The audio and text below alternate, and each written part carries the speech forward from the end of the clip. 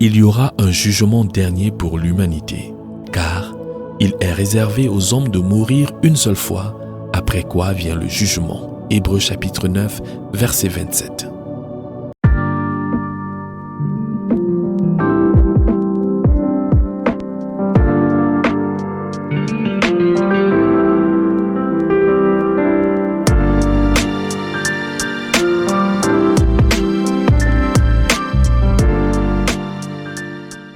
Le jugement des perdus, ceux qui n'ont pas, par la foi, reçu Christ dans leur vie, sera un jugement de condamnation. Le Seigneur Jésus leur dira alors : « Retirez-vous de moi, maudits, allez dans le feu éternel qui a été préparé pour le diable et pour ses anges. » Matthieu chapitre 25, verset 41.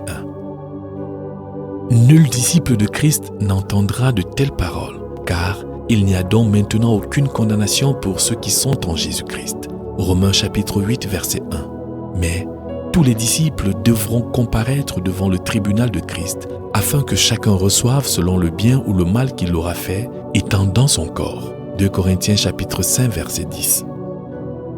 Car le jugement du disciple ne sera pas pour savoir si oui ou non il doit périr, car cette question a déjà été réglée par la foi en Christ. Ce sont la qualité de sa vie et de son service et l'abondance de ses œuvres qui seront évaluées. Ce qui comptera, c'est ce que le disciple aura été et ce qu'il aura fait pour le Seigneur après qu'il a été sauvé.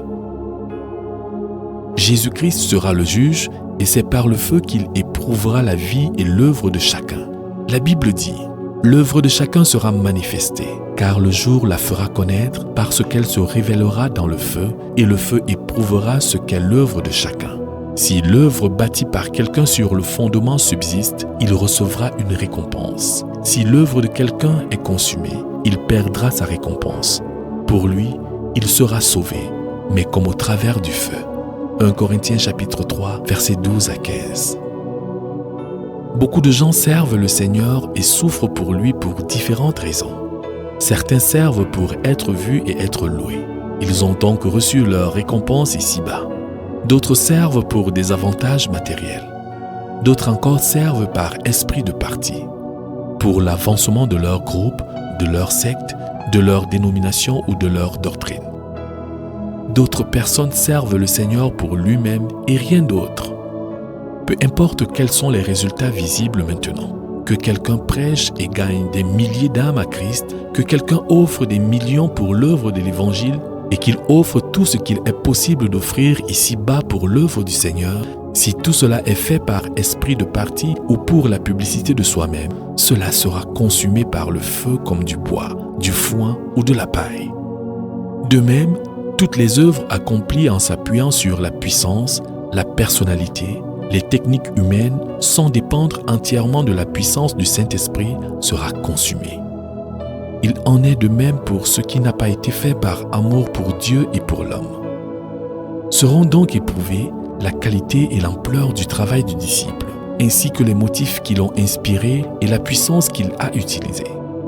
Nous pouvons peut-être nous arrêter un moment pour nous demander : pour quel motif suis-je en train de servir le Seigneur ?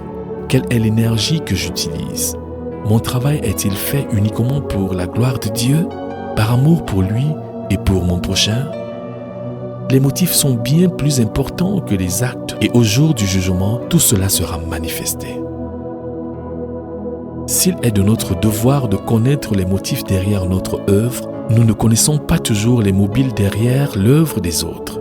Et il peut souvent nous arriver de nous tromper dans notre jugement les concernant. Mais Jésus connaît les motivations profondes de chaque homme et le feu en révélera la nature ce jour-là. Rien d'étonnant qu'il ait dit : les premiers seront les derniers.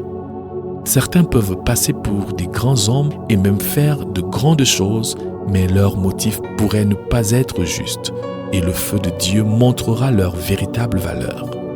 D'autres passent pour de grandes personnalités en public, mais sont pleins de péchés dans leur vie privée. Le feu montrera la valeur de chacun. Ce jour-là, Dieu jugera les secrets des cœurs des hommes. Romains chapitre 2, verset 16. Et tout ce qui aura été fait dans les ténèbres sera manifesté à la lumière. Ce ne sont pas tous les disciples du Seigneur qui se préoccupent de le servir. Certains cherchent la moindre occasion de fuir l'engagement spirituel. Certains n'ont vraiment rien qui puisse être éprouvé par le feu. Ils n'ont rien fait du tout. Et un jour, la consistance de l'œuvre accomplie sera considérée tout autant que sa qualité. Sachez-le, celui qui sème peu moissonnera peu. Celui qui sème abondamment moissonnera abondamment. 2 Corinthiens chapitre 9, verset 6. Ceux qui s'épuisent et peinent sacrificiellement dans leur labeur en public ou en privé seront récompensés proportionnellement à leur fidélité. La nature du service spirituel n'est pas la chose qui importe. Ce qui comptera, c'est la fidélité. Un intercesseur fidèle, de même qu'un prédicateur fidèle, recevront des récompenses proportionnelles à leur labeur. On raconte l'histoire d'une dame riche et de sa servante. Toutes les deux avaient cru et reçu le salut offert en Jésus-Christ. La maîtresse donnait d'importantes sommes d'argent pour l'œuvre du Seigneur, mais ce qu'elle donnait ne constituait qu'un petit pourcentage de ses immenses richesses. Sa servante se contentait du strict nécessaire et donnait tout ce qu'elle pouvait de son petit salaire pour l'œuvre du Seigneur. Toutes les deux moururent et allèrent au ciel par la grâce de Dieu. L'apôtre Pierre fut chargé par le Seigneur Jésus de les conduire chacune à sa demeure céleste. Alors qu'elles cheminaient sur les rues célestes de perles, elles arrivèrent à une grande demeure merveilleusement construite et d'une richesse incomparable. Quand l'apôtre Paul dit à la servante « Voici ta demeure céleste », la servante ne put contenir ses transports de joie. L'apôtre et la maîtresse continuèrent leur marche, puis s'arrêtèrent devant une petite maison. Elle était bien bâtie et luxueuse, mais inférieure à la précédente. L'apôtre Paul dit à la maîtresse « Voici ta demeure céleste ». Elle regarda et dit « Saint-Pierre, tu as dû te tromper. C'est moi la maîtresse et elle la servante. L'autre demeure doit être pour moi et celle-ci pour elle. » L'apôtre répondit « Je ne me suis pas trompé. C'est le Seigneur qui alloue les maisons et nous les construisons avec ce que vous envoyez de la terre. En plus, ici, nous n'avons pas de maîtresse et de servante. » La phrase « Nous construisons ici avec ce que vous envoyez de la terre » nous montre sur quelle base sont attribuées les récompenses au ciel. Tous les disciples seront parfaitement heureux au ciel.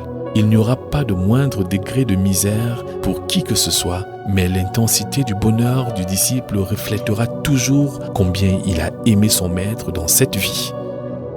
Tous les disciples porteront des couronnes et le loueront éternellement.